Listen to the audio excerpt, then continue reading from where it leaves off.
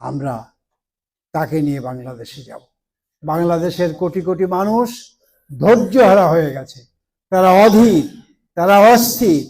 তাদের প্রিয় নেত্রীকে তাদের জান দিয়ে, তাদের প্রাণ দিয়ে, তাদের মায়া দিয়ে, মহব্বত দিয়ে, ভালোবাসা দিয়ে আঁকড়ে ধরবে এবং তারা নিজেরাই সেই মৃত্যুর যদি কোনো হুমকি আসে, সেই মৃত্যুর হুমকির মুখে তারা জীবন বিলিয়ে দেবে, তবু তাদের নেত্রীকে রক্ষা করবে।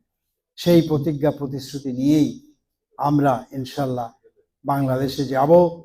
এবং আমি সবশেষে একটা কথা বলতে চাই যে এই কি বলে যে বাংলাদেশ আজকে একটা জঙ্গি রাষ্ট্র বানানোর সব আয়োজন প্রায় সম্পন্ন হয়ে গেছে।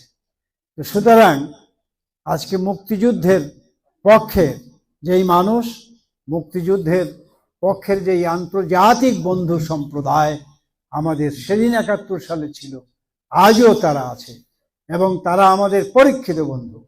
এবং আমি অবশ্যই বলতে চাই যে আজকে ভারত সরকার, জনগণ আমাদের প্রিয় নেত্রী এবং আমাদের প্রিয় বোন শেখ রেহানাকে তারা যেই আশ্রয় দিয়ে তাদের জীবন বাঁচানোর জায়গায় সহযোগিতার হাত প্রসারিত করেছে, এবং ১৯৭৫ সালেও একইভাবে সেদিনের ইন্দিরা গান্ধী সরকার প্রধান ইন্দিরা গান্ধী ভারতের মানুষ করেছিল।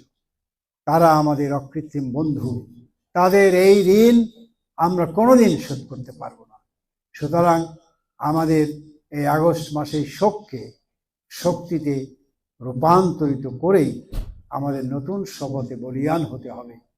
জীবন যায় যাক, তবুও